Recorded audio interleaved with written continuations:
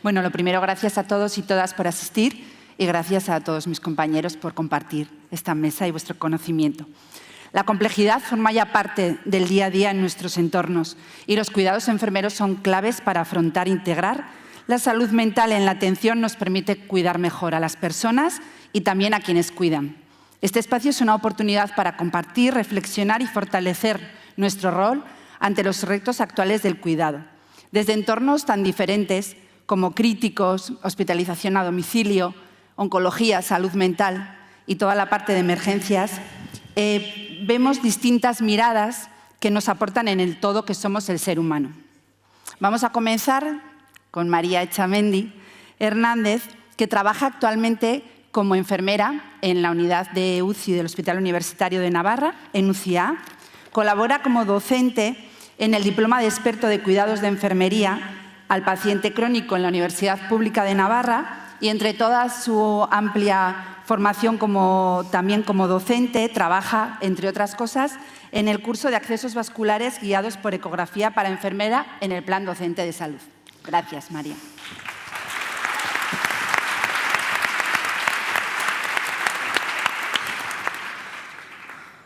Bueno, buenos días a todas. Gracias, Ana, por la presentación. Gracias también al comité organizador por acordaros de la UCI en estas jornadas tan interesantes.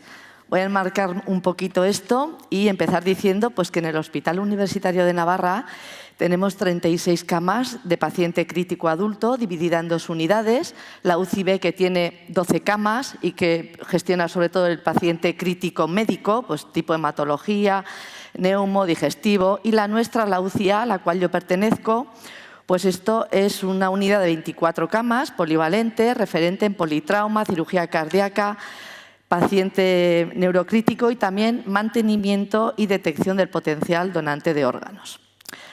Nuestra UCI es una UCI moderna, luminosa y abierta, en la que cuando se hizo se puso hincapié en la humanización y en la seguridad del paciente. La estrenamos en el 2015 y, con ello estrenamos también el sistema informático actual, el SICA. Dejamos atrás el papel y también dejamos atrás esta UCI vieja, que le teníamos mucho cariño, pero que se había quedado ya estructuralmente muy obsoleta.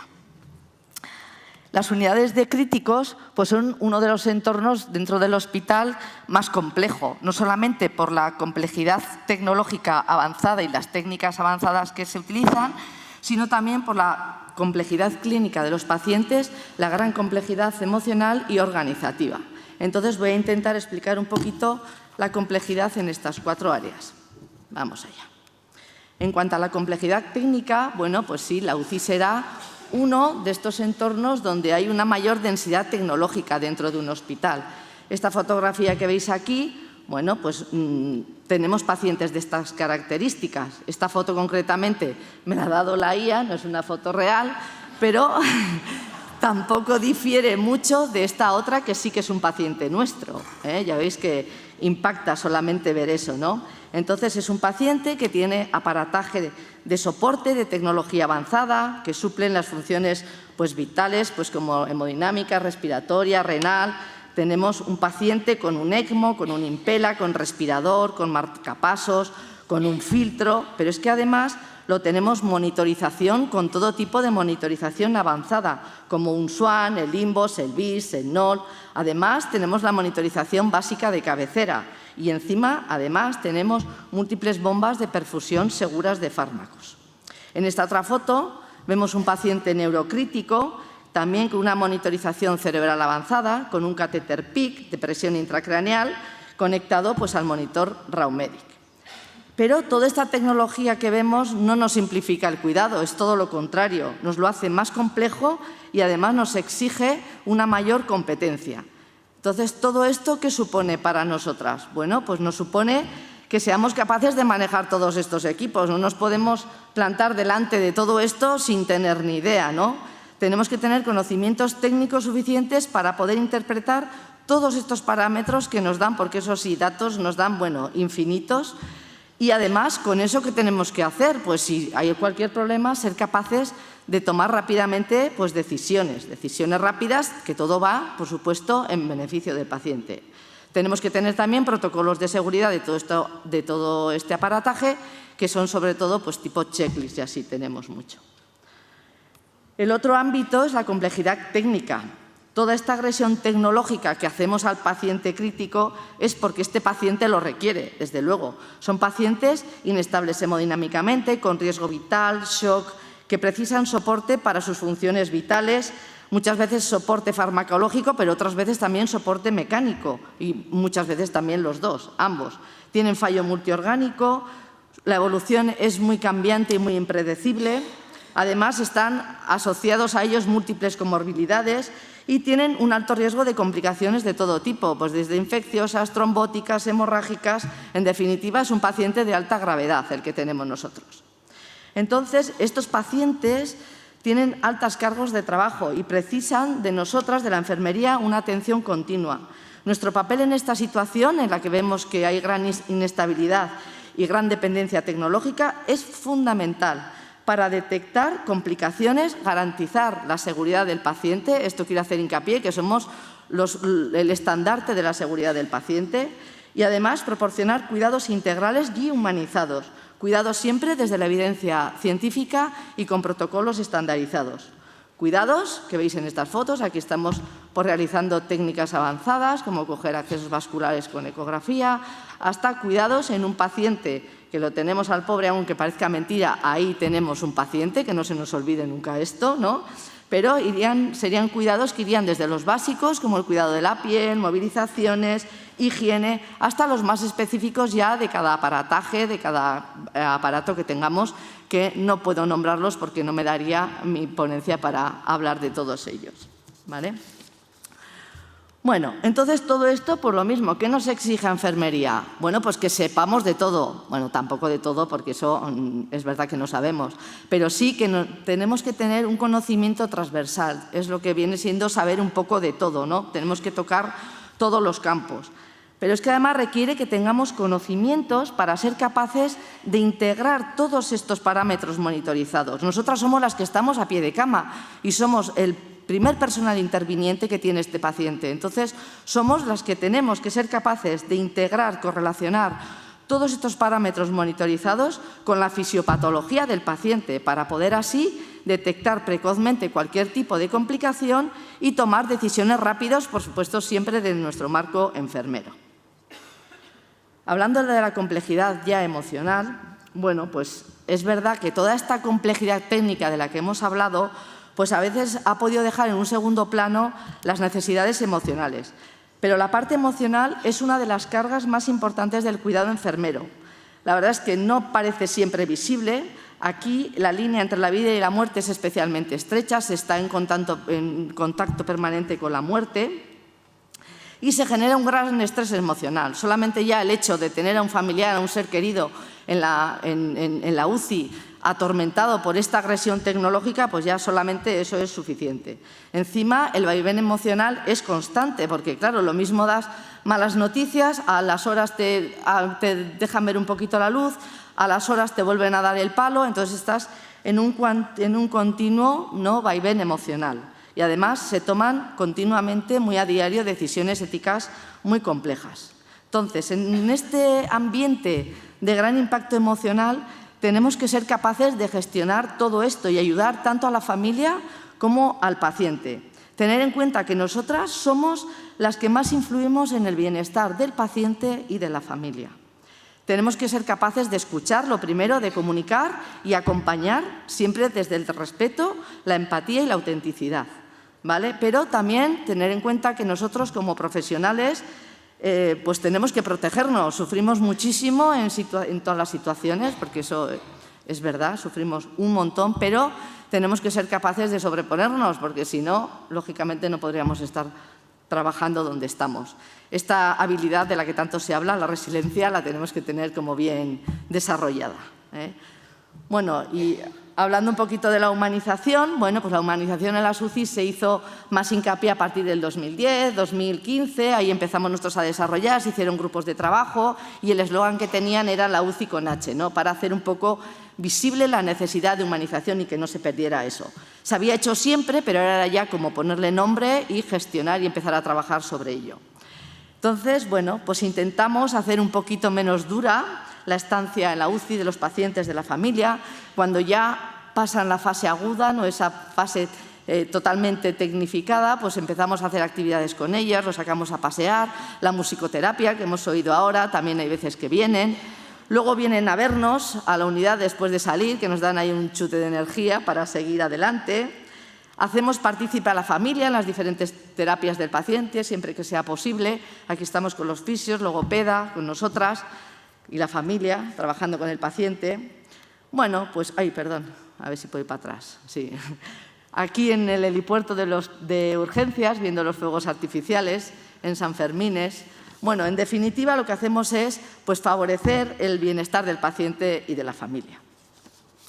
Bueno, la complejidad organizativa, ya para terminar, bueno, pues la UCI es un entorno altamente dinámico que requiere una constante coordinación entre múltiples profesionales y disciplinas. Se trabaja en equipo, un equipo formado por enfermeras, médicos, TCAEs, celadores, personal de limpieza, fisios y logopedas, estos incorporados en los últimos años, sobre todo a partir del COVID. El apoyo organizativo es fundamental. En nuestro caso, nuestra cabeza es Yolanda, que la pobre no sé ni cómo lo hace en este pedazo de buque que es la UCI. Y todo esto, pues si encima lo hacemos en un buen entorno laboral, pues es todo mucho más sencillo y mucho mejor, mucho más fácil, la verdad. Vale, entonces, ¿qué nos exige esto como enfermeras? Bueno, pues enfermería nos lo tenemos que creer, tenemos que empoderarnos y tenemos que creer en el liderazgo enfermero, que es lo que hacemos todos los días y a todas horas en nuestro trabajo, ¿no? Somos los coordinadores del trabajo en equipo, gestionamos los tiempos, priorizamos cuidados y encima siempre nos adaptamos a las diferentes disciplinas, ¿no? Siempre en este entorno tan complejo y tan multidisciplinar. Aquí, bueno, en diferentes foticos de lo que es el trabajo en equipo. En la época COVID aún se hizo más evidente lo que era trabajar en equipo, que fue una época que la verdad todos queremos olvidar, pero es que forma parte de nuestro pasado y también pues, nos enseñó bastante esta época. El trabajo en equipo pues, se presenta en prácticamente todas las actuaciones que realizamos sobre el equipo. Aquí estamos pues, a altas horas de la madrugada intubando a un paciente en presencia pues, de las TCAEs, de los médicos, de enfermería. En la otra foto pues, con otras disciplinas, los cirujanos cardíacos, nuestras compañeras de quirófano de urgencias. Bueno, y también en todo tipo de actuaciones, otras más sencillas, recogiendo muestras, aspirando, etcétera, ¿no? Y dentro de esta organización pues, también forma parte el registro en nuestro sistema informático, en el SICA. Pero bueno, también es verdad que aunque trabajamos mucho y viene la UCI, pues también buscamos nuestros momentos de ocio, ¿no? Y hacemos pues, actividades fuera de la UCI, hacemos deporte, cenas, por supuesto, de todo tipo, que nos sirve pues, para pasarlo bien y también para fomentar esas relaciones personales que pues, nos potencian el buen ambiente laboral, ¿no? Y ya para terminar mi exposición, pues no quería de hacer hincapié en la importancia de la formación en UCI. Bueno, de la formación en UCI y me imagino que en todos los servicios, ¿no? Pero aquí toda esta complejidad exige una formación continua, estructurada y adaptada a nuestro entorno. Esta formación es la que va a hacer cambiar toda esta complejidad y transformarla en competencia. Además, aumenta la seguridad del paciente, aumenta el control y a la vez disminuye el estrés, siendo una de las principales herramientas de prevención del burnout, ¿no? La formación. A ver, y ya, bueno, ¿dónde nos formamos? Bueno, pues aquí estamos en el aula de simulación, esta maravillosa aula de simulación que tenemos en el edificio de docencia. Nos apuntamos a todo tipo de cursos, bueno, pues que hacemos desde diferentes ámbitos, ¿no? Porque es que la verdad es que no basta con aprender trabajando, tenemos que formarnos pues desde diferentes ámbitos, cada uno lo que a cada uno le parece bien, ¿no? Pues desde formación interna, proyectos ceros, plan docente de salud, bueno, múltiples sitios, ¿no? La SEIUC, el Colegio de Enfermería, la BPSO, la universidad, de diferentes puntos, pero sí que es verdad que todo esto es una formación no regulada oficialmente. Nos sirve, claro que sí, lo primero, pues para adquirir las competencias. También nos sirve para nuestra carrera profesional, pero no hay un reconocimiento oficial. Toda esta formación no está regulada oficialmente. Tenemos alta responsabilidad, pero sin un reconocimiento. ¿Cuál sería el reconocimiento? Pues la especialidad. especialidad que lleva años en el tintero del Ministerio de Sanidad y ahí está, pues que no acaba de salir, ¿no? Pues hay otras, desde que salieron las oficiales que hay hoy en día, está la nuestra también ahí, y bueno, pues ahí la tenemos en el horizonte, esa especialidad, ese reconocimiento oficial a la enfermería de cuidados intensivos. Y bueno, yo con esto no sé si he corrido mucho o no, pero bueno, esto es lo que hay. Muchas gracias.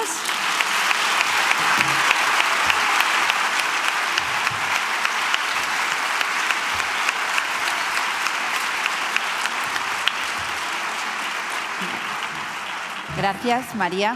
Bueno, si os parece, haremos las preguntas al final. Vamos a seguir ahora con Gloria Urbistondo, que trabaja actualmente como enfermera de hospitalización a domicilio en el Hospital Universitario de Navarra. Es especialista en enfermería geriátrica y tutora de enfermeras residentes en la especialidad de enfermería geriátrica en la unidad docente multidisciplinar del Hospital Universitario de Navarra. En el COVID realizó apoyo a centros sociosanitarios y ya desde el 2024 es donde está trabajando en hospitalización a domicilio. Gracias, Gloria. Bueno, pues muchas gracias y gracias a todos por estar aquí y sobre todo por vuestra atención, por mantenerla, que es bastante. Pues nada, yo me llamo Gloria y vengo a presentaros la hospitalización a domicilio del Hospital Universitario de Navarra.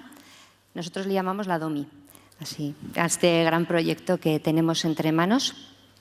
Y bueno, está contentos de presentarla en esta mesa que intenta abordar un poco los retos de la atención a personas en situaciones muy complejas a las que les queremos dar unos cuidados hospitalarios de calidad, ¿no? Y en este caso sería en el domicilio.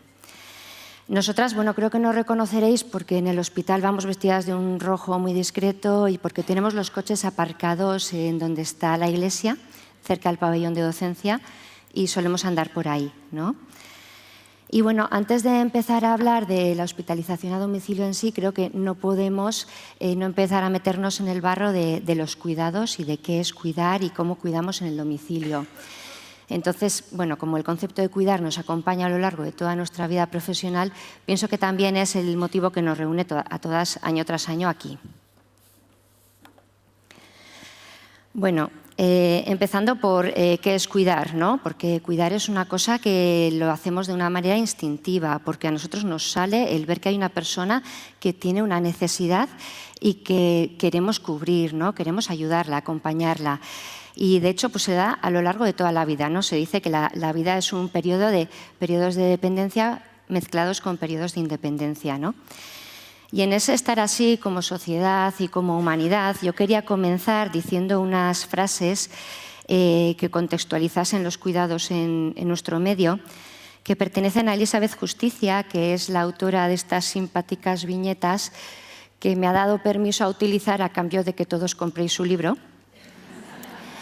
y que dice así: hay mujeres que nacen hijas y mueren madres, y en medio cuidan. Son el engranaje que mantiene el mundo en marcha y al mismo tiempo el que nadie ve. No chirría a pesar de los años y el desgaste. Nadie les ha enseñado a quejarse, no es lo que se espera de ellas a fin de cuentas. Criaron hijos, cuidaron padres, sostuvieron casas, alimentaron hogares. Nietos, mercado, comidas, marido. Ya voy, yo me encargo. Tú, tranquila, esto es cosa mía. Así que quiero decir con esto que cuando cuidamos estamos mejorando como sociedad y si no cuidamos y le damos valor a los cuidados, pues vamos a retroceder, ¿no? Yo creo que ahora mismo el reto que tenemos como sociedad es el que ya se ha dicho previamente en esta mesa, que es que estamos cuidando en situaciones muy vulnerables, que estamos cuidando durante muchísimo tiempo, que estamos cuidando a mucha gente y que estamos cuidando con poca gente. Y aquí es donde radican todos estos problemas que tenemos en el día a día, ¿no? Las enfermeras, un poco lo que hemos hecho con todos estos cuidados ha sido profesionalizarlos. Les hemos dado un contexto, les hemos dado una serie de protocolos, de guías, de evidencia científica para poder llegar muchas veces al origen de los cuidados, porque ya lo decía Carmen Portillo en la conferencia inaugural, ¿no?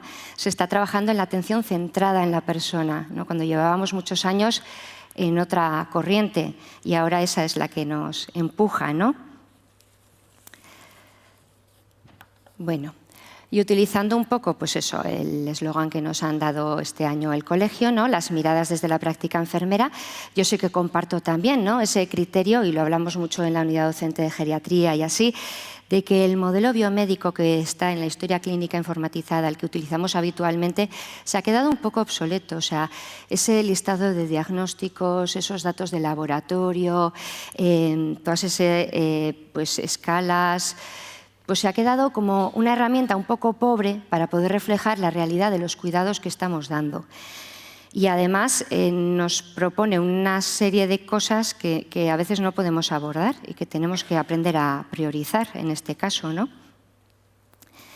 Digamos que antes trabajábamos más, ¿no?, en las necesidades, en los patrones disfuncionales de salud, en abarcar todo lo que había con una visión quizás un poco negativa centrada en la enfermedad. Y ahora estamos buscando las capacidades de la persona, es decir, la persona convive con la discapacidad y a pesar de ello nos fijamos en sus fortalezas y trabajamos en ellas, ¿no?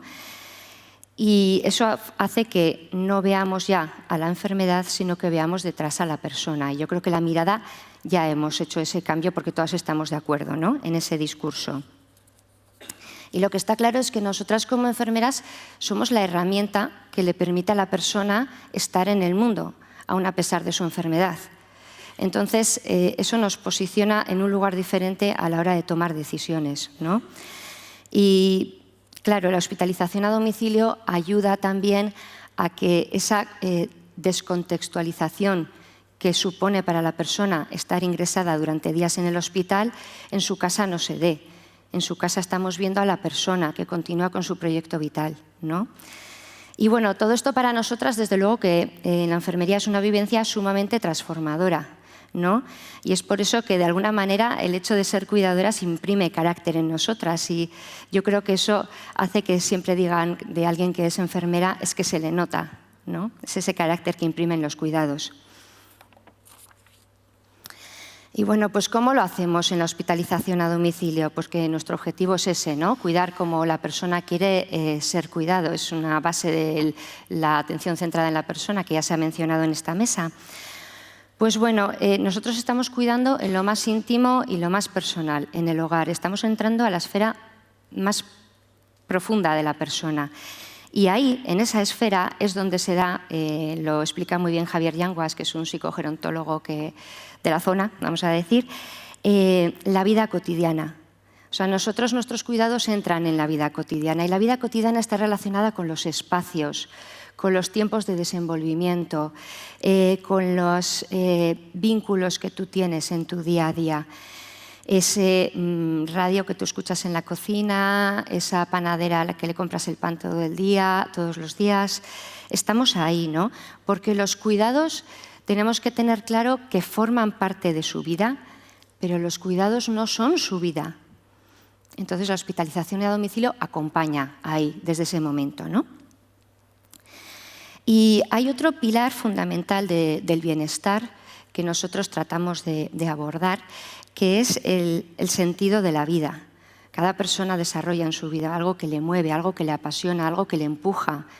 Y el permitir mantenerse en ese espacio genera ese bienestar, genera ese no romper el sentido de su vida, no pararlo porque tiene ingresos recurrentes, porque sufre un EPOC.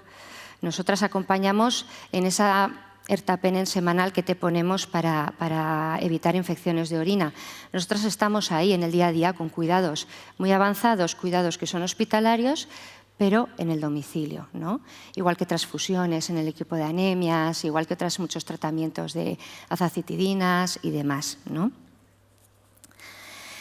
Y bueno, nosotras, una de las claves es que al entrar en la casa y ves el castillo de Marcilla y sabes que le va a gustar hablar de las vacas o de su pueblo, o ves el cerro Cartagona o ves la Virgen de Roncesvalles, pues esos vínculos, ese proyecto vital que somos conocedoras porque entramos en la esfera más íntima, debería de ser compartido en todos los niveles asistenciales porque es una manera de ayudarnos entre todos a tomar las decisiones, ¿no? Porque si no preguntamos una y otra vez, muchas veces las mismas cosas a los pacientes y no quedan de alguna manera recogidas en la historia, ¿no?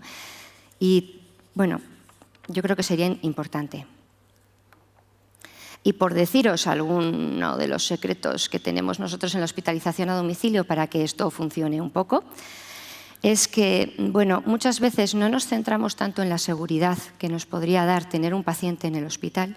Por ejemplo, en el hospital te vas a asegurar que le van a hacer la higiene todos los días, que va a tener las 3 comidas, que va a tomar bien la medicación, que le van a mover. Pues a veces asumimos ciertos riesgos en pos de ese beneficio que le supone a la persona el saber que su familia está mejor organizada, que el tratamiento quizás no es el óptimo, pero también le está yendo bien. Se pueden modificar muchísimos, ¿no?, tratamientos antibióticos, con esto quiero decir. Y nosotros somos flexibles y vamos asumiendo, ¿no? Luego, también es verdad que nosotros vivimos mucho en el día a día.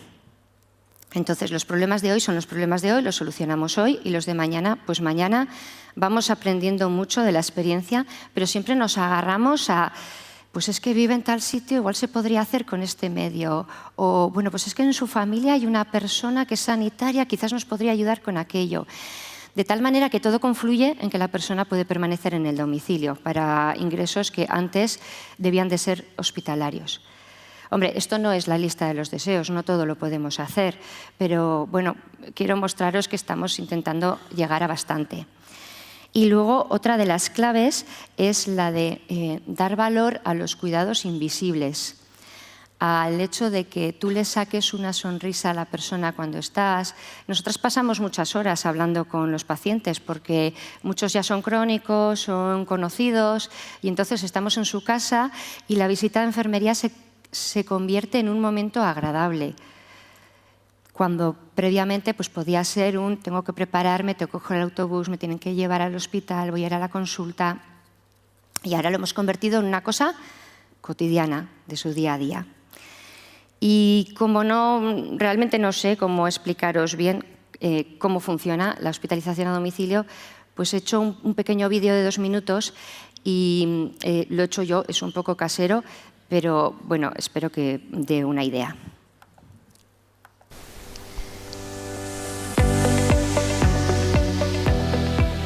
El servicio de hospitalización a domicilio del Hospital Universitario de Navarra nació en el año 2008 con 20 camas. En la actualidad cuenta con 100 camas de hospitalización divididas en 8 equipos urbanos y rurales que se pueden ampliar en temporada de gripe. En el año 2025 se llegaron a atender más de 3.200 pacientes, además de los 1.300 que se atendieron en la modalidad de hospital de día. El equipo consta de médicos, internistas y geriatras, enfermeros y auxiliar, trabajadora social y administrativa. Es frecuente que roten alumnos de grado y especialistas en formación debido al carácter docente de esta unidad.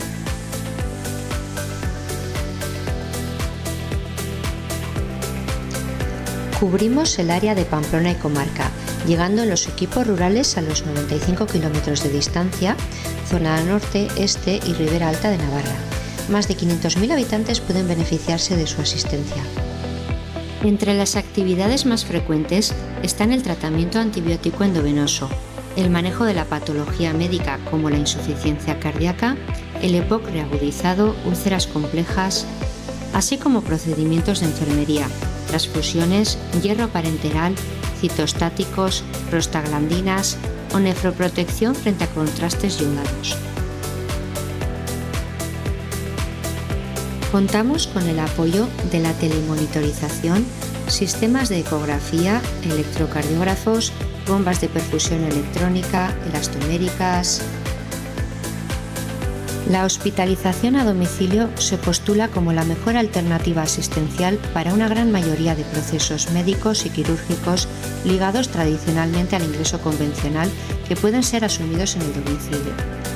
Queremos llegar a ser la atención sanitaria y humana que la población demanda.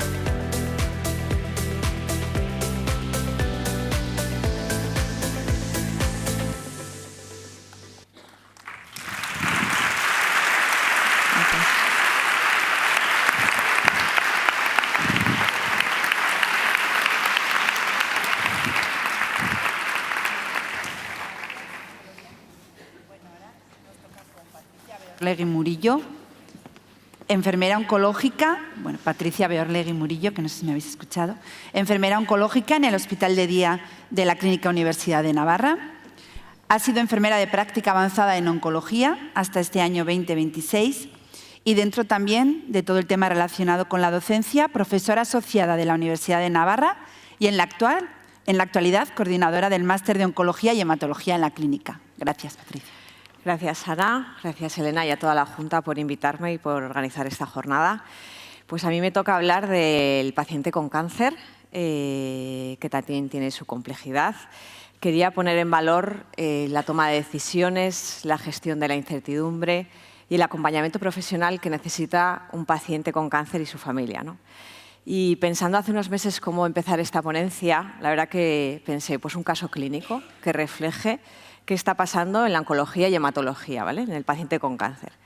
En la actualidad, este paciente está vivo, lleva 11 años con cáncer de pulmón, hace años que empezó con quimioterapia y radioterapia, quimioinmunio, era de los que se beneficiaba de la inmunoterapia.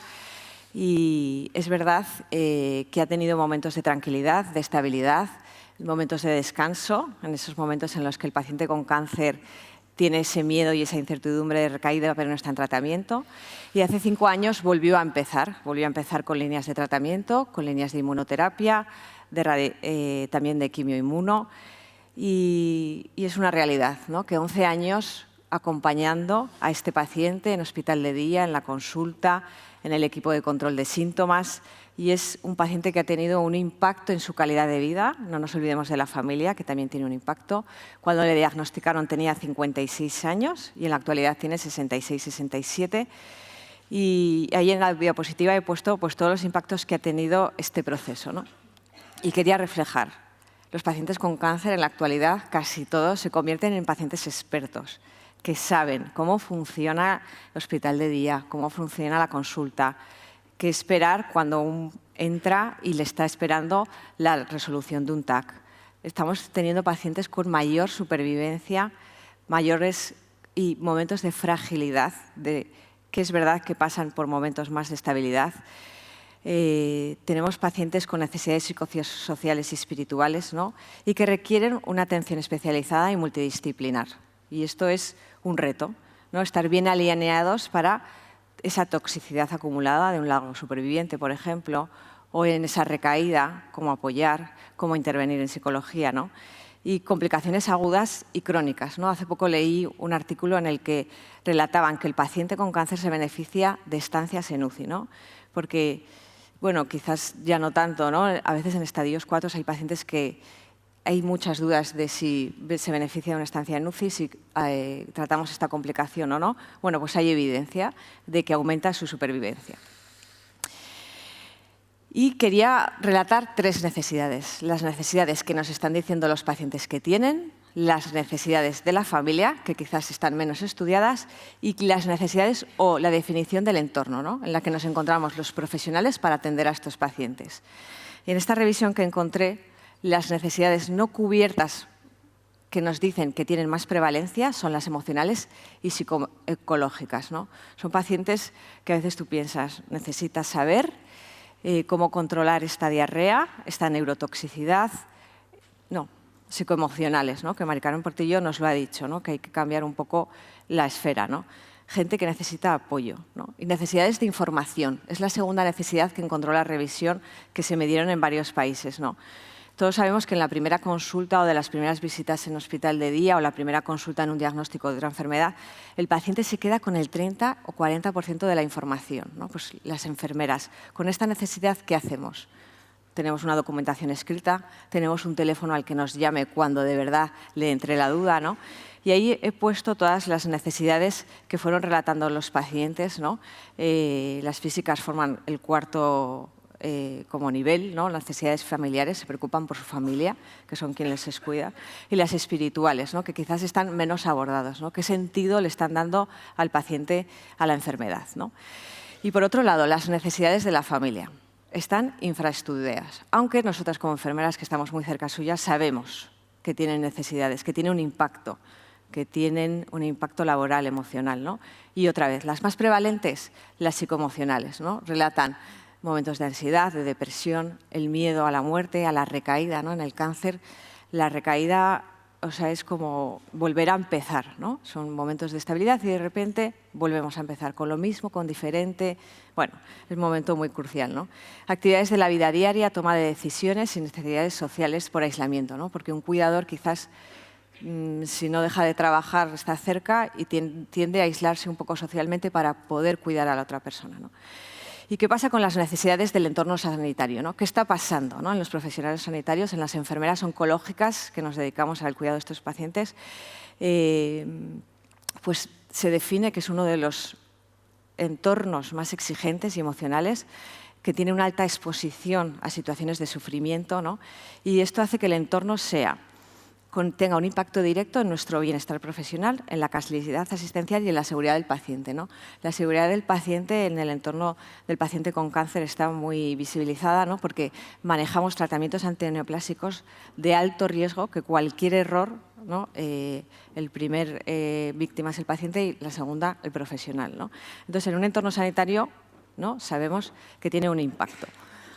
Entonces, hay 4 dominios en los que el entorno sanitario puede estar como los pilares, ¿no? Si tenemos un buen líder, si tenemos un buen gestor, si tenemos un buen apoyo a la organización, está demostrado que las enfermeras oncológicas tenemos una disminución del burnout o un menor riesgo de padecerlo, ¿no? Si la adecuación del otro pilar es la carga de trabajo y recursos, si está adecuado los ratios, que sabemos que tenemos mucha presión asistencial en oncología, en cualquier entorno sanitario, pero reduce tareas administrativas, ¿no? Las enfermeras quieren menos tareas administrativas y más aumento del cuidado directo, ¿no? En una de los papers que me he leído para esta presentación, las enfermeras querían más tiempo de cuidado directo, ¿no? Y eso administrativo, que es muy importante también, ¿no? Pero era importante. Y luego el clima ético y relacionales, que lo ha contado la compañera de la UCI. Nosotros en oncología también estamos muy de cerca del sufrimiento, de toma de decisiones. Cada vez tenemos más tratamientos que ofrecer al paciente, más terapias avanzadas, personalizadas. Entonces, la adecuación del esfuerzo terapéutico se ha convertido en un riesgo para nuestro desgaste emocional y, a su vez, creo que la enfermera está muy cercana del paciente y de la familia para que en ese equipo ayude a tomar decisiones, ¿no? Porque tenemos muchas herramientas, ¿no? Y hay que educar. Y luego condiciones físicas y estructurales, una de las cosas de los pilares, ¿no? Pues si no tenemos los 10 minutos, 15 minutos para el paciente en la consulta, si no tenemos una consulta, igual os reís, ¿no? Pero con silencio para poder escuchar al paciente, ¿no? Porque es toda la actividad concentrada en la mañana, todos los compañeros, ¿no? Pero, bueno, condiciones físicas, ¿no? Y presentando estas 3 necesidades de la familia, del paciente y del entorno, yo me planteo qué retos clínicos tenemos en oncología y hematología, ¿no? Pues una enfermera oncológica tiene que saber conocer síntomas complejos, toxicidades acumuladas, porque el paciente cada vez vive más, valoración precisa de cambios sutiles de pacientes frágiles. Cada vez tenemos más pacientes oncogeriátricos que se benefician de una adecuación del tratamiento, ¿no? Y que es un perfil de pacientes que va creciendo, incluso en la Unidad Central de Ensayos Clínicos, que van entrando en ensayos clínicos y que tiene una valoración de fragilidad especial, ¿no? ¿Qué retos emocionales y racionales, ¿no? Yo creo que acompañar en situaciones de mal pronóstico necesita que las enfermeras nos formemos, que tengamos una gestión del impacto emocional, ¿no? En la clínica tenemos alguna experiencia de hacer trabajos en grupo de casos difíciles porque son jóvenes, porque ha tenido un impacto en la familia, porque ha sido difícil adecuar el esfuerzo terapéutico, ¿no? O sea, como nos cuidemos entre nosotros, ¿no? Los retos éticos, ¿no? Para la adecuación, dilemas, ¿no? Que a veces, pues, hablándolo con los compañeros, estando muy unido en el equipo médico, describiendo cómo está el paciente, ¿no? O sea, como estamos muy cerca de ellos, describiendo cómo están. Y retos organizativos, ¿no? Para manejar la sobrecarga asistencial, sabiendo que tenemos falta de tiempo y que tenemos que trabajar muy alineados, ¿no? Pues en el caso clínico que os he presentado antes, revisando la historia clínica y hablando con el paciente, digo, le ha conocido hematología, le ha conocido urología, dermatología por las inmunotoxicidades, reumatología, que cada vez trabajamos más con ellos, pues estamos que tener alineados, ¿no? Agrupados, ir a lo mismo, ¿no? Y luego, bueno, quería hablar un poco de la investigación, ¿no? Que sabemos que no tenemos mucho tiempo, pero pienso, el reto de una enfermera es tener resultados en salud, resultados, ¿no? ¿Cómo medimos en nuestro impacto de nuestra nueva consulta que nos han puesto? ¿Cómo sabemos que el PIC o el reservorio, cómo lo decidimos y por qué? O sea, difícil, es un temazo, a veces forma parte de nuestro tiempo personal, pero tenemos que tener resultados en salud, investigación y también usarla, ¿no? De otros compañeros que tienen esa experiencia. Y luego no quería dejar pasar de hablar de la formación y capacitación específica. En este contexto, pues yo no sé si me atrevo a hablar de especialidad en oncología, pero sí una formación específica que sea diploma, experto, máster, algo específico que te capacite para manejar esos tratamientos, para apoyar al paciente en todo ese proceso tan largo y crónico, ¿no? En esos momentos de fragilidad. Y a veces para mantener conversaciones terapéuticas, ¿no? Yo creo que es muy necesario y que todavía pues, nosotras no la tenemos, la especialidad, no sé si la queremos o no, pero algo específico, ¿no? Y quería acabar, ¿no? Pues, con dos propuestas, ¿no? Sabemos que la enfermera gestora de casos o la Nurse Navigator en la bibliografía tienen un impacto real, ¿no? Y tenemos alguna experiencia en el hospital, ¿no? Y en la clínica de que si es responsable en la educación del paciente, apoyo psicosocial, evaluación clínica, tiene beneficios, ¿no? El otro día leí la experiencia de una compañera que se dedicaba al paciente con melanoma metastásico y cómo había demostrado que esos pacientes que estaban en su agenda, en su consulta y con su equipo, no iban tanto a urgencias y no reingresaban. Coste de efectividad, que eso quieren los gestores, ¿no? Como haces que un paciente vaya menos a urgencias, esté mejor cuidado y no reingrese, ¿no? Que los reingresos a veces son necesarios y a veces son porque no ha podido manejar la toxicidad de la quimioterapia o de la inmunoterapia en casa. Y luego la enfermedad de práctica avanzada, ¿no? Que en la clínica tenemos experiencia. El Consejo Internacional la define como una enfermera que ha adquirido una base de conocimientos muy expertos, que tiene un área de interés, que se dedica a apoyar a los profesionales, a acompañar, a interconsultas, a investigación. Es muy amplia, ¿no? Y que tiene que tener nivel máster, pero que en el paciente con cáncer hay evidencia de que si en sus equipos hay una práctica avanzada, quizás haya una mejor adherencia al tratamiento, que cada vez más hay tratamientos domiciliarios, tiene un impacto real en los efectos secundarios, ¿no? Y puede haber una reducción de estancias hospitalarias, ¿no? Porque hace que esa persona esté menos en el hospital. Y quería acabar con las conclusiones, ¿no? Pues que en el área de oncología y hematología, en el cuidado del paciente con cáncer, estamos teniendo un nuevo paradigma con nuevas terapias, con nuevas longevidades, ¿no? Hay necesidades bien descritas y complejas.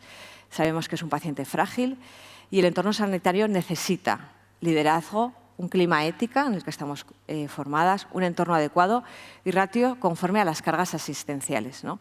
Y esos retos son los que tenemos que reflexionar. Muchas gracias.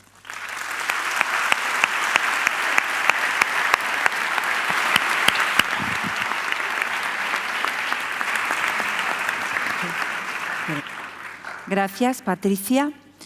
Ahora vamos con Lola Pérez Fernández, que trabaja actualmente como jefa de unidad de enfermería en la Unidad de Rehabilitación y Programas Ambulatorios en la Red Salud Mental de Navarra. Lola es enfermera especialista en salud mental.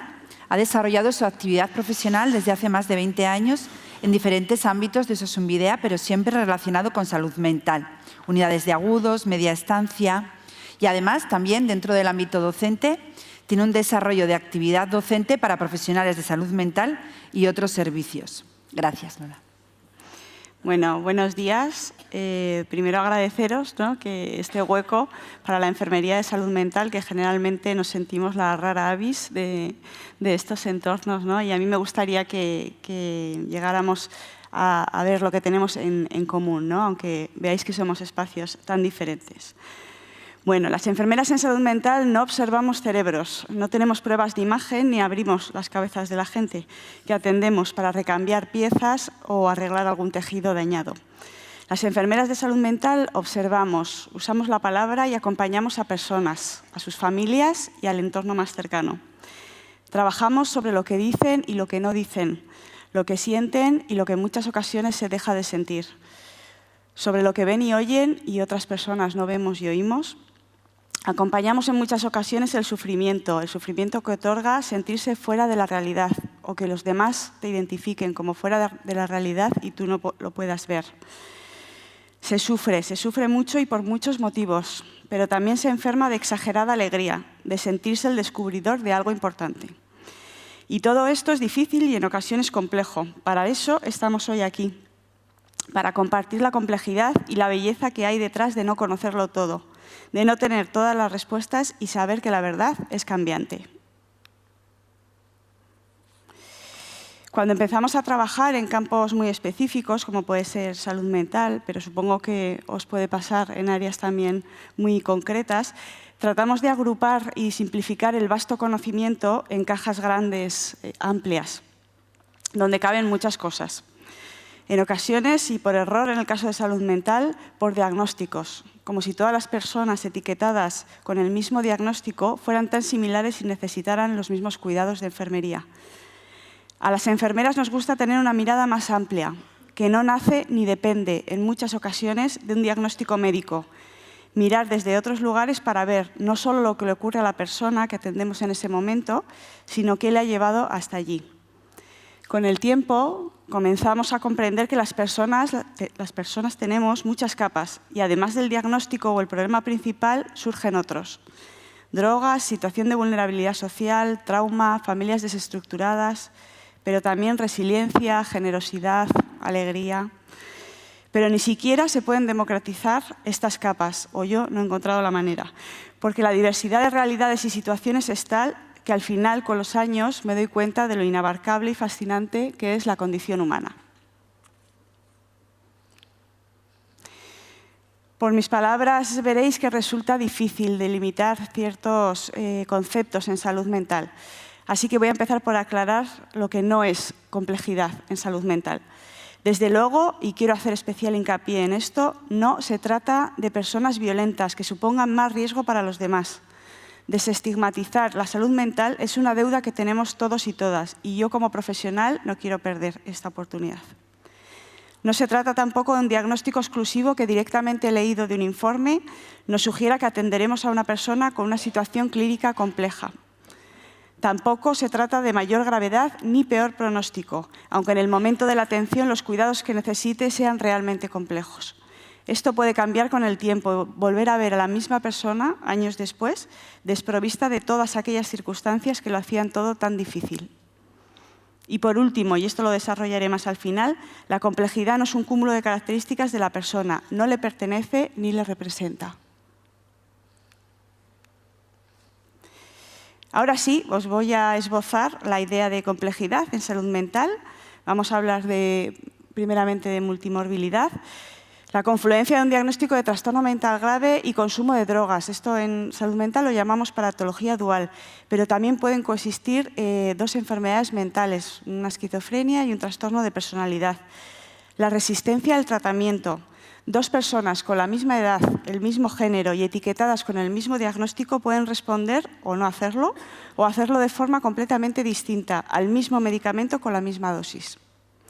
También aquellas que presentan una baja adherencia, porque falta conciencia de enfermedad o el entorno es poco protector.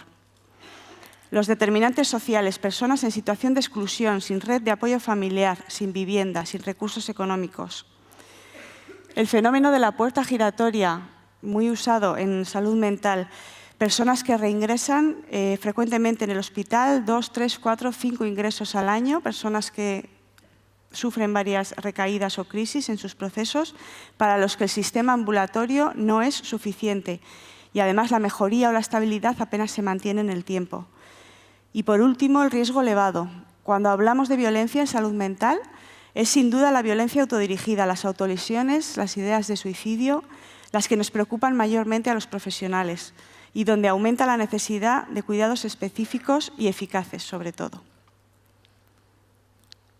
Ahora sí, os voy a mostrar la imagen como ejemplo de 3 personas que podrían tener situaciones de complejidad en salud mental. En la primera, a la izquierda, una chica adolescente que ha vivido y vive en el sistema de protección de menores, fracaso escolar, padece síntomas de depresión y conducta autolesiva. Ha sufrido además abuso sexual. En el centro, un chico de apenas 30 años, es el tercer ingreso de este año, sufre síntomas psicóticos, consume múltiples drogas, no tiene ninguna conciencia de enfermedad, es migrante, está solo aquí, no tiene red de apoyo y además es muy difícil comunicarse con él porque apenas cuenta con el idioma. Y por último, un varón de aproximadamente 56 años, tiene un trastorno bipolar diagnosticado hace más de 30 años, ha permanecido estable durante todo este periodo, ha trabajado, ha tenido hijos, ha tenido su familia, pero los efectos secundarios del tratamiento habitual de litio le han supuesto a día de hoy unas complicaciones que hacen necesaria la retirada. Ningún otro tratamiento de los que estamos probando consigue la estabilidad. Además de eso, ha requerido varios ingresos y hace 2 meses enviudó, perdiendo su figura de apoyo y su cuidadora principal.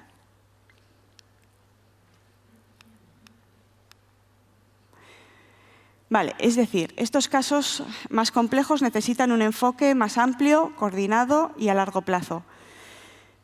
Son conceptos que seguramente son transversales a todas las especialidades, pero no puedo dejar de recordarlos. La intervención multidisciplinar es uno de ellos. TECAES, enfermeras, enfermeras especialistas, psicólogos, psiquiatras, trabajadores sociales, terapeutas ocupacionales. Los equipos requieren de muchos perfiles profesionales. Las diferentes miradas que tenemos todos en todos los abordajes suman, no debemos competir. La continuidad de cuidados, que la persona no se pierda de unos recursos a otros, de unos profesionales a otros. Las enfermeras seamos figuras de seguridad y apoyo. Esto es importante. Que cuando las personas con problemas de salud mental ingresan o necesitan acudir a otros especialistas, no sean recibidos con temor o con prejuicios. Porque aunque sufras una esquizofrenia, también se te puede romper una pierna jugando al fútbol. Te puedes despertar en una UCI después de un intento de suicidio, un accidente de tráfico o acudir al hospital para dar a luz. Y todas estas atenciones deben garantizar el mismo respeto y la misma sensibilidad. Enfocarnos en la recuperación, no solo buscar la ausencia de síntomas, sino la funcionalidad y la recuperación del proyecto de vida. Esto, sin duda, es lo más importante para las personas que atendemos. La intervención que hacemos no debe anular al individuo, sino capacitarlo. Debemos promover la participación activa en la toma de decisiones. Por último, la gestión de casos, una figura que coordine citas, medicaciones, recursos y profesionales. Podría ser la garante de que disminuyan los abordajes sin éxito. Se trata entonces de 4 pilares interdependientes para sostener la complejidad y posiblemente alguno más que aún no somos capaces de identificar y son como planetas sin descubrir. Perdonad, que voy para adelante y para atrás. Sin control, perdonad. Vale. La gestión de la complejidad en salud mental requiere un delicado equilibrio. La intervención, como repito otra vez, no debe anular a las personas, sino capacitarlas. Este es uno de los grandes y continuos desafíos de la profesión, también para nosotras las enfermeras, que debemos abandonar los extremos. El paternalismo y la sobreprotección es uno de ellos y la sobreintervención es el otro. Quiero señalar la importancia que tiene el lenguaje en salud mental, la importancia de tener o sufrir una enfermedad mental compleja, una situación que lo hace todo más difícil, en lugar de ser un paciente complejo. Esta distinción deja lugar a la esperanza para muchas personas y familias de que la complejidad no recae en ellas ni en ellos, sino en nosotras y nosotros, como profesionales, como sistema sanitario y como sociedad. Debemos ser quienes descubramos cómo ayudar a estas personas, que os recuerdo, podemos ser cualquiera de nosotras. Cómo manejar estas variables que ahora nos parecen un reto muy complejo para encontrar opciones de acompañamiento y tratamiento. Al igual que otras disciplinas, es muy probable que escuche hoy hablar de patologías o lesiones complejas para las que el futuro sorprenda con soluciones ahora inimaginables, con la investigación, la innovación, hemos hablado de todo esto.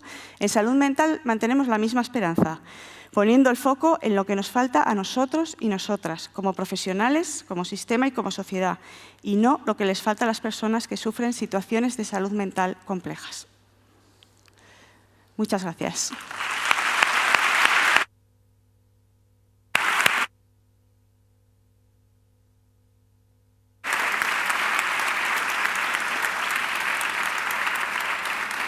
Gracias, Lola.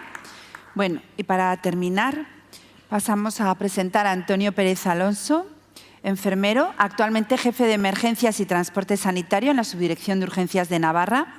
Ha trabajado anteriormente como enfermero de urgencias en Suma 112 y SAMUR, Protección Civil, desde el 2009 hasta el 2023, y dentro de toda su experiencia también como docente, bueno, pues profesor de experto en urgencias de la Escuela Internacional de Ciencias de la Salud, profesor en posgrado en Coordinación y Gestión de Urgencias y Emergencias Sanitarias en el Instituto de Formación Continuada, profesor en el Máster Universitario en Enfermería de Urgencias y Emergencias en la Universidad CEU de San Pablo y, además de todo, es subsecretario de Relaciones Institucionales de la Junta Directiva Nacional de la Sociedad Española de Medicina de Urgencias y Emergencias, SEMES. Gracias, Antonio. Bueno, gracias a todos, gracias al colegio por invitarme a hablar de los cuidados que hacen las enfermeras también en el ámbito de la emergencia, por permitirme hablar de esas enfermeras que a veces son invisibles, porque son pocas, porque solo llaman la atención cuando se les ve con sus uniformes brillantes o cuando tenemos una gran catástrofe y entonces vemos luces y ambulancias y entonces nos acordamos del trabajo que hacen, pero que en el día a día, en silencio, poco a poco realizan un trabajo brillante de cuidado que favorece pues bueno, una asistencia de calidad a nuestros pacientes que redunda al fin y al cabo en lo que todos hacemos aquí, ¿no? En garantizar, ¿no?, que a nuestros pacientes se da lo mejor en el día a día. Para hablar de las enfermeras que trabajan en emergencias y en urgencias, nos vamos a esta definición inicial de lo que es la emergencia y la urgencia. Y me gusta ponerla porque hoy estamos en una jornada de enfermeras, hablando de lo que hacen las enfermeras. Y cuando empezamos hablando de lo que hacen las enfermeras, pues vemos en las definiciones que ya aparecen palabras que nos llevan solo a un ámbito profesional, ¿no? La emergencia, aquello que requiere atención médica inmediata. La urgencia, aquella que necesita atención médica a la brevedad. Hoy estamos hablando de cambiar cultura, estamos hablando de cambiar conceptos, estamos hablando de cambiar la forma en la que escribimos los procesos y tenemos que empezar a cambiar esto también, ¿no?, para hablar de atención sanitaria multidisciplinar, porque las enfermeras también son líderes en el cuidado, ¿no?, en el ámbito de la emergencia y de la urgencia. No voy a perder la oportunidad de hablar un poco de lo que somos, porque, como digo, somos desconocidos y es importante, pues al final, cada uno hablar un poquito de su libro. Yo hoy voy a hablar de qué recursos tenemos, voy a pedir atención a esto que voy a contar, porque creo que hay que abocar a la responsabilidad de todos los que estamos aquí y de los profesionales con los que trabajamos para que esto redunde en un uso eficiente del servicio que tenemos, para poder estar en el momento que tenemos que estar, con el paciente que tenemos que estar, para salvar vidas, para acompañarle, y para eso tenemos que saber exactamente que, bueno, los recursos son finitos, como todos sabemos, pero que a veces hay que recordar, ¿no? Nosotros en emergencias trabajamos con estos recursos, ¿vale? Con recursos móviles, por aire, por tierra, con los equipos de urgencias rurales de los PAC, que son la punta de lanza y que hacen la mayor parte de la primera intervención y de la asistencia inicial en la emergencia en toda la comunidad, porque veréis que las unidades de soporte vital avanzado son muy pequeñas y desde aquí mi gran reconocimiento a todas las enfermeras que trabajan en los SURES y los PACs, porque con pocos medios se encargan de tratar la emergencia en primera instancia y de asegurar que el paciente llegue a lo que va a venir después. 49 puntos de atención continuada tenemos en la comunidad, ya sean SURES, servicios normales de urgencias, ¿no?, o el SUE, ¿no?, como tenemos aquí en Pamplona, ¿no?, en el centro de Bustinchuri o en el centro del Dr. San Martín. 29 unidades de soporte vital básico con técnicos en emergencias, 2 técnicos en emergencias y 7 unidades de soporte vital avanzado. Sí, únicamente 7 unidades de soporte vital avanzado para toda la comunidad, estando ubicadas las más al norte en Pamplona. Desde Pamplona hacia arriba no disponemos de unidades de soporte vital avanzado, teniendo que desplazarse desde aquí o bien por aire o bien por tierra, con lo cual cobra mucha importancia lo que acabo de decir de la figura, ¿no?, de los equipos rurales, ¿no?, que son al final nuestra punta de lanza. Quiero hablaros de los diferentes perfiles que tenemos dentro de nuestra subdirección, ¿no? Tenemos las enfermeras de soporte vital avanzado, esas enfermeras que a lo mejor son más conocidas, que son aquellas que trabajan en un equipo multidisciplinar, con médico y con técnico de emergencias, que responden inicialmente a emergencias, aunque responden también a la urgencia, que tienen autonomía enfermera dentro de su ámbito de competencia, pero que trabajan de manera interdependiente con otros profesionales, como el médico, y que actúan pues bueno, en un recurso terrestre, como puede ser la ambulancia, o en un recurso aéreo, como el helicóptero. Por destacar algunas de las cuestiones que a veces no pensamos, esta enfermera de la unidad de soporte vital avanzado es la responsable de realizar el triaje en situaciones de incidentes de múltiples víctimas. Es decir, sobre ella recae la responsabilidad de determinar a qué paciente se va a atender antes y a quién después para aumentar la probabilidad de supervivencia de estos. Se dan situaciones de IMV en nuestra comunidad. A veces no nos damos cuenta, a veces los minimizamos, pero se dan. Nosotros definimos IMV aquella situación en la que existen una desproporción entre los medios para atender a las víctimas y el número de estas, ¿no? Si hablamos de IMVs FETEN con más de 10 víctimas en nuestra comunidad, desde que yo llegué a esta comunidad en enero del 2024, hemos sufrido 8 incidentes de múltiples víctimas que requieren la activación de procesos específicos en los que la enfermera, como os he dicho, cobra un papel principal, ¿no? Y que hay que conocer y que trabaja de manera interdisciplinar con otros niveles asistenciales. En segundo lugar, tenemos la enfermera del SBAE. Hoy quiero poner roja a nuestra presidenta, pero hay que agradecer la figura que realizan las enfermeras de este recurso desconocido en el que una enfermera lidera el cuidado y la asistencia en la emergencia de nuestros pacientes. 2 técnicos y una enfermera en una unidad con la misma equipación que lleva una unidad de soporte vital avanzado medicalizada y en la que la enfermera es la responsable de la actuación sanitaria. Enfermeras que trabajan bajo guías y protocolos de actuación, con el soporte transtelefónico y telemático por parte del médico del 112 en muchas de las situaciones, cuando se puede comunicar, cuando el paciente permite que puedan realizar una llamada, cuando el paciente permite que se pueda transmitir un electrocardiograma o una monitorización, pero que saben perfectamente lo que tienen que realizar en una situación de emergencia. Este recurso, por poneros un ejemplo, realiza el mismo número de avisos anuales que la unidad de soporte vital avanzado de 24 horas que más avisos hace en nuestra comunidad. Lleva funcionando en esta comunidad aproximadamente unos 5 años y no ha recibido ni una sola reclamación por parte de los usuarios en su funcionamiento. Cuando hablamos de reclamaciones, hablamos también de eso que no nos gusta decir, hablamos de denuncias, ¿no? O hablamos de situaciones en las que parece que potencialmente incurrimos en una mala praxis o en una situación de intrusismo, y que luego hablaremos esto de la responsabilidad. Estas enfermeras se encargan de valorar in situ, de asistir, de trasladar al paciente y a veces de dejar al paciente pendiente de evolución o incluso de dar altas in situ, en este caso en colaboración con el médico del centro coordinador. Por poner algún ejemplo de situaciones que pueden parecer un poco extraordinarias, pero que lo hacen en su día a día, tienen capacidad para hacer asistencia a la parada cardiorrespiratoria realizando maniobras de soporte vital avanzado, con manejo avanzado de la vía aérea, monitorización, por supuesto, de ritmos y administración de fármacos según procedimiento hasta la llegada de soporte médico al punto. Y tienen la capacidad a día de hoy tecnológica de poder realizar pruebas diagnóstico-terapéuticas como puede ser la gasometría arterial como point of care a pie de camilla de paciente, ecografía o bien realizar ventilación mecánica no invasiva. Este recurso tenemos que trabajarlo más y hay que conocerlo en el ámbito hospitalario porque tiene mucha mayor capacidad de lo que tenemos, porque al final la continuidad de los cuidados es la que en la mayoría de las ocasiones necesita el paciente, ¿vale? Es un recurso perfecto para realizar traslados interhospitalarios de alta complejidad, muchas veces acompañados por compañeros de la unidad de cuidados intensivos, ¿no? En aquellos casos en los que trasladamos pacientes con un ECMO, con un balón de contrapulsación, es decir, con aquellas situaciones que requiere de una alta especialización. Es un recurso que ya realiza transporte neonatal, que se utiliza para el traslado de pacientes psiquiátricos a centro hospitalario o entre centros hospitalarios y que se encarga además de realizar traslados desde otras comunidades de pacientes que requieren continuidad de cuidados.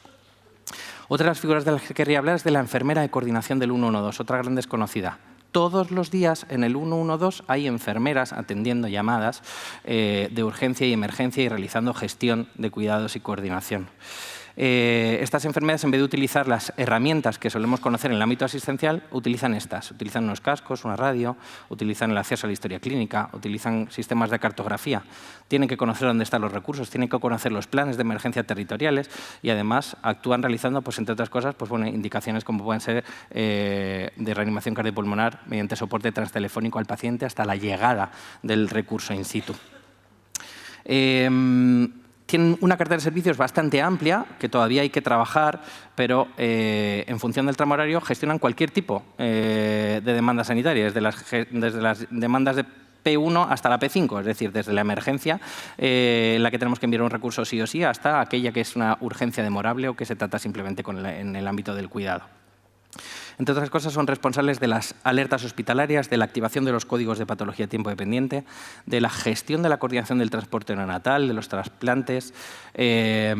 Forman parte del equipo gestor de incidentes de múltiples víctimas, del centro coordinador, que es donde se gestiona todo. Gestionan además con carácter administrativo las incidencias de los equipos de urgencias día a día y, bueno, pues pongo una imagen ahí, que algo que a lo mejor hemos visto todos los años en la televisión, en prensa, ¿no? Son responsables también o parten del equipo responsable de gestión de dispositivos de riesgo previsible, como pueden ser los encierros, ¿no? Y esos minutos críticos que todos disfrutamos durante las fiestas. No quiero dejar de acordarme de las enfermeras que realizan actividad en el ámbito asistencial, aquellas que trabajan, como he dicho, en el sur, aunque no son ámbito de nuestra subdirección, pero sí de la Gerencia de Atención Primaria, de aquellas que trabajan en los servicios normales de urgencias o en el servicio de urgencias extrahospitalarias aquí en Pamplona, con un alto número de pacientes vistos todos los días, por su parte, en el que las enfermeras realizan triaje, trabajan de manera conjunta con otros profesionales, como las TKEs y los médicos, pero realizan también actividad de manera autónoma. Realizan procesos agudos, igual que las compañeras que realizan atención primaria en el turno ordinario, ¿no?, de atención primaria, y son finalistas también de estos cuidados. Y además tenemos una figura que, aunque no realiza tanto la actividad de urgencias y emergencias, pues que también es digna de mencionar, ¿no?, que son las enfermeras de consejo sanitario, que es ese teléfono en el cual una enfermera de nuestra subdirección pues, se encarga de hacer la continuidad y seguimiento de pacientes a la alta hospitalaria, de hacer esas llamadas de confort de los pacientes que necesitan cuidados complejos, del seguimiento de algunos pacientes de hospitalización a domicilio, que realizan enlace interdepartamental y entre niveles, ¿no?, y que además, pues bueno, muchas veces tienen llamadas que son realmente urgencias y que realizan el triaje, la derivación, incluso la resolución de los procesos que les compete. Y no quería dejar de hablar de una cuestión importante. Luego vamos a tener una mesa de liderazgo y yo agradezco que en esta comunidad se posicionen las enfermeras en los puestos de jefaturas y de direcciones. En nuestra subdirección, 5 jefaturas son miembros de la dirección, 3 de ellas somos enfermeras. Esas 5 posiciones realizan la figura del jefe de guardia de la subdirección de urgencias, que es el máximo responsable operativo de toda la urgencia extrahospitalaria que pasa en la comunidad foral. 3 de esos 5, como os he dicho, son enfermeras. 219 días al año, una enfermera es la máxima responsable operativa de lo que ocurre en la emergencia extrahospitalaria en nuestra comunidad. Y creo que esto hay que reconocerlo, porque a veces esto también pues es algo invisible. Hablando de responsabilidad, recomiendo leer la última actualización que ha hecho el Colegio General de Enfermería con respecto al Código Ético y Deontológico de nuestra profesión, en el que habla en su artículo 70 de lo que es la responsabilidad de la enfermera. Y dice que la enfermera es responsable de sus decisiones, de acciones o omisiones y asume las consecuencias de estas. Dejemos de hablar de las responsabilidades derivadas. Todos tenemos una responsabilidad por el hecho de tratar con pacientes y esa es la que tenemos que ver y la que tenemos que asumir. Aquí hoy estamos enfermeras, identificándonos como enfermeras, hablando de lo que hacemos ejerciendo como enfermeras, bajo nuestra autonomía, basándonos en nuestra ciencia enfermera y además mostrando con evidencia que nuestros cuidados son efectivos, son eficaces y que lo podemos aplicar desde el ámbito asistencial, del ámbito de la investigación, de la docencia o en nuestra actividad gestora. No es infrecuente que las enfermeras nos encontremos con techos de cristal, pero ya sabéis que el cristal se rompe y el cristal además pues, se puede atravesar. Todo esto depende de lo que todos los que estamos aquí sentados queramos hacer. Y quería terminar con una frase dicha por un compositor de jazz, pero que perfectamente se podía aplicar a lo que hacemos todos los días aquí. Cualquier persona puede hacer complicado lo simple, pero el verdadero arte consiste en hacer simple lo complicado. Gracias.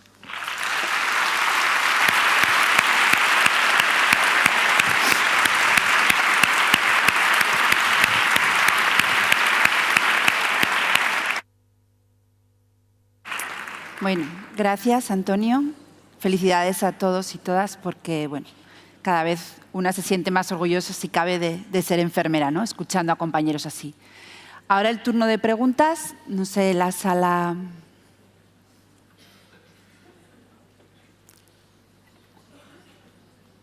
Si hay alguna pregunta, ¿se ha quedado todo claro? Bueno. A mí sí que me gustaría si en 2 pinceladas nos pudieran decir cada uno de ellos el mayor reto, ¿no?, en el que se enfrentan en su día a día en el desarrollo de estas actividades en ámbitos tan diferentes y dentro de la complejidad del cuidado. Empiezo. Te invito, María. Bueno, pues el mayor reto es estar a la altura de todo esto, ¿no?, de toda esta complejidad, para poder enfocarlo todo en el paciente y que él pues sufra la mejor calidad por parte de todo el personal que estamos ahí. Este sería nuestro mayor objetivo, siempre el paciente. Yo diría que uno de los mayores retos, porque no sé si el mayor, pero el trabajo en equipo, el trabajo multidisciplinar, estar unidos y la atención centrada en el paciente, ¿no? Que el paciente sea nuestro foco. Gloria. Pues yo en nuestro caso diría la gestión del tiempo, el poder llegar a todas las personas, el hacer las visitas, el poder dedicarle a cada persona el tiempo que se necesita. En nuestro caso, la gestión del tiempo. Lola. Pues yo diría tal vez el conseguir equipos sanos, equipos multidisciplinares sanos, lo que decía antes, ¿no? De no competir, que creo que es una inercia que se repite, ¿no? En nuestro caso con psicólogos, con psiquiatras, y al final dejamos a la persona de estar en el centro, la trasladamos a otro lado y nosotros seguimos discutiendo y enredados con cosas que nos distancian de hacer las cosas bien y en el momento justo. Y para mí eso es uno de los retos que creo que tenemos que tener presente. ¿Y Antonio? Yo creo que en nuestro caso, en el ámbito de la urgencia y emergencia, a día de hoy en esta comunidad generar cultura. Cultura de enseñar a la población lo que puede hacer una enfermera en una situación de urgencias y emergencias, de enseñar a los propios compañeros lo que es la responsabilidad y lo que supone su papel dentro del equipo asistencial, como líderes en seguridad clínica, como líderes en el cuidado y, en último lugar, cultura para demostrar que el liderazgo no va implícito en la profesión o en el título universitario que tenga un profesional, sino que el liderazgo va implícito en lo que hacemos cada día con respecto a nuestros pacientes. Bueno, grandes mensajes. Gracias a todos y damos ya por terminada la mesa. Yo creo que ya. Muy bien. Gracias.